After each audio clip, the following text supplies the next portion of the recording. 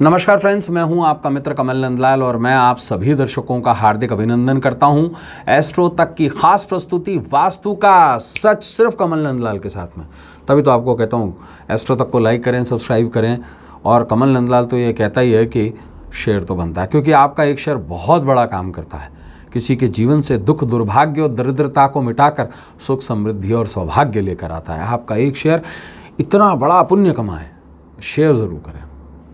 और ख़ास बात क्या, अगर आप मेरी सर्विसेज लेना चाहते हैं, मेरी सेवाएं लेना चाहते हैं और चाहते हैं कि मैं आपके घर का, ऑफिस का या आपके फैक्ट्री का वास्तु देखूं या आपकी कुंडली को देख करके आपके सवालों का जवाब दूं, आपकी कुंडली का विश्लेषण करूं, या चाहते हैं कि आपकी अंक शास्त्र के माध्यम से आपकी कुछ सहायता करूं या आपकी समस्याओं का समाधान करूं, सीधा आ जाइए www.astrotak.com पर, मेरी प्रोफाइल पे जाइए, क्लिक कीजिए, कॉल मिला लीजिए मुझे, मैं आपके कॉल का इंतज़ार कर रहा हूँ।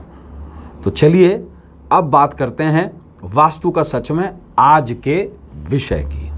मित्रों, आज वास्तु का सच में हम डिस्कस करेंगे बहुत ही खास विषय पर, एक खास उपाय पर आधार।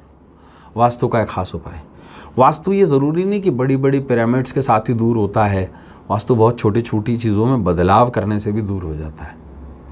मूलतः आज घर में फैशन हो चुका है बड़ी बड़ी मूर्तियां रखने का, लेकिन अगर आप शास्त्र पढ़ेंगे तो आप देखेंगे कि सनातन धर्म में मूर्ति पूजन था ही नहीं। हम तो सभी उस परमेश्वर में विश्वास करने वाले लोग हैं।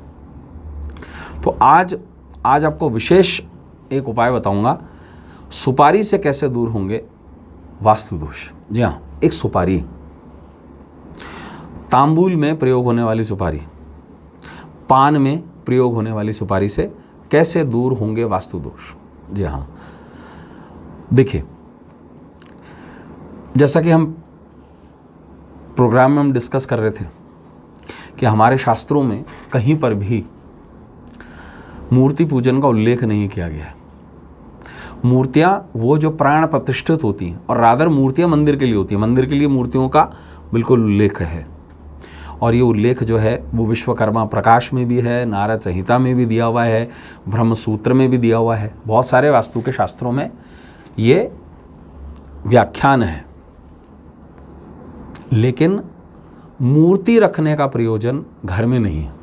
ये लेटेस्ट फैशन आया है कि हम घर में मूर्तियां रखते हैं, और मूर्तियां रखने से 100% वास्तु दोष होते हैं।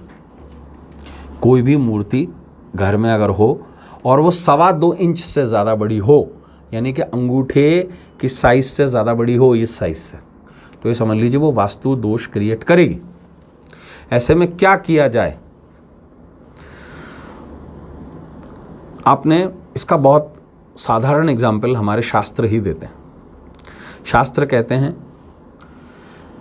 कि चाहे मिट्टी से बनी हुई हो, चाहे मेटल से बनी हुई हो, किसी भी मूर्ति की अगर वो स्थापना ना ही की हुई हो तो वो वास्तु दोष देती है। ऐसे में शास्त्र उल्लेख करते हैं, और उसका मैं आपको प्रैक्टिकल एग्जाम्पल भी बताऊंगा। शास्त्र कहते हैं जंबू फूल और जंबू फूल क्या है, जंबू फल रादर, सुपारी। सुपारी एक ऐसा खाद्य पदार्थ है जिसमें स्वयं गणपति बस जाते हैं। बुद्ध का प्रतीक है ये सुपारी,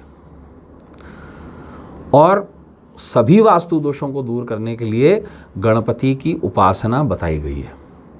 कोई भी वास्तु प्रकाश ले लीजिए, चाहे शास्त्र, गणपति के बगैर वास्तु होता ही नहीं है। वास्तु शास्त्र में गणपति को विनायक कहा गया है, और आपने देखा होगा जब कभी भी हम हवन वगैरह कराते हैं तो वहाँ पर सुपारी के गणेश बना दिए जाते हैं, उस पर मौली या लच्छा बांध करके। उसका क्या कारण है, क्यों हवन या यजन जितने भी बड़े होते हैं या होम संस्कार होते हैं, उसमें गणपति की मूर्ति के सामने हवन क्यों नहीं होता है? उसमें गणपति को सुपारी से ही क्यों बनाया जाता है? कभी इस बारे में सोचा है आपने? क्योंकि मूर्त पूजन वेद से परे हो जाता है। प्राण प्रतिष्ठा बताई गई है, उसकी भी प्राण प्रतिष्ठा होती है जो आप सुपारी में गणपति बनाते हैं, और यही मूल है। मंदिर किस लिए बनाया गया? इसलिए बनाया गया क्योंकि व्यक्ति अपने घर से निकल करके मंदिर जाए, घर में मंदिर ना बनाए। घर में पूजा स्थल होते हैं। हम क्या करते हैं आजकल, पैसा थोड़ा ज़्यादा आ गया लोगों के पास में, एक छोटा सा कमरा बना लिया 8x6 का, 8x8 का, और उसी को ही हमने अपना मंदिर बना लिया, और वहीं पर उसी मंदिर के अंदर हम जूठे बर्तन ले गए, इत्यादि इत्यादि चीज़ें ले गए, है ना। ऐसा बिल्कुल नहीं होना चाहिए। घर में पूजा स्थल हो सकता है, मंदिर नहीं हो सकता। और मंदिर में भी गणपति का चित्र तो हो सकता है, लेकिन अगर आपको मूर्त रूप में गणपति को पूजना है और अपने घर के वास्तु दोष दूर करने हैं, तो किसी भी विशेष मौके पर एक सुपारी ले लीजिए। उस सुपारी को पहले दूध से फिर जल से स्नान करा लीजिए, और उसके ऊपर एक साधारण प्रयोग बताऊंगा। एक मौली लीजिए, मौली यानी कि जो लच्छा होता है, लाल और पीला, अलग अलग तरीके की मौली आती है, उसमें हरा भी रंग आता है, नीला भी आता है, बहुत सारे रंग आते हैं। और इस अंगूठे से, लेफ्ट हैंड के अंगूठे से उस मौली को दबा करके सुपारी पर उसको लपेटते जाएं, और क्या बोलते जाएं, 27 बार बोले गम गणपतये नमः, गम गणपतये नमः, और उसे लपेटते जाएं। और उसके बाद विशेष रूप से उस मौली चढ़ी हुई सुपारी को आप किसी भी दोने में, किसी भी कटोरी में रखें। सबसे पहले उस पर 2-4 चावल के दाने डाल दें, और उसके बाद फूल पत्ता वगैरह रख के आसन दें गणपति को, और उसके बाद उसकी पंचोपचार पूजन करके उसकी स्थापना कर दें। कहाँ करें स्थापना? घर की उत्तर दिशा में स्थापना करें। क्या है ये पंचोपचार? सबसे पहला दीप जलाएं, सुपारी के स्टार्टिंग में ही। दीप के बाद धूप जलाएं, उसके बाद पुष्प जलाएं, पुष्प चढ़ाएं, उसके बाद गंध यानी कि तिलक, उसके बाद नैवेद्य यानी कि एक चाहे मिश्री का चाहे एक लड्डू का भोग लगा दें। तो निश्चित रूप से ये सारी चीज़ें सॉर्टेड आउट हो जाती हैं, आपके घर के वास्तु दोष दूर हो जाते हैं उत्तर दिशा की स्थापना से। तो मित्रों, वास्तु का सच में आज के लिए बस इतना ही। कल आपसे फिर मुलाकात होगी, तब तक देखते रहें एस्ट्रो तक। और ख़ास बात क्या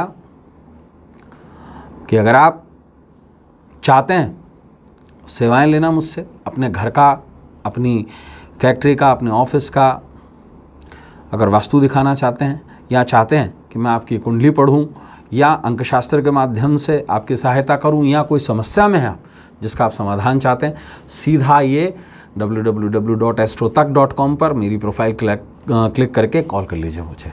और साथ ही साथ आपको यही कहूँगा, एस्ट्रो तक को लाइक करें, सब्सक्राइब करें, और कमल नंदलाल तो ये कहता ही है कि शेयर तो बनता है, शेयर ज़रूर करें, क्योंकि आपका एक शेयर बहुत बड़े पुण्य का काम करता है। इसी के साथ ही अपने मित्र, अपने सखा, अपने फ्रेंड कमल नंदलाल को इजाज़त दीजिए, इस उम्मीद के साथ कि आपका आने वाला जो कल है ना, वो आज से कुछ बेहतर हो, कुछ अच्छा हो। इजाज़त दीजिए। नमस्कार, नमः शिवाय।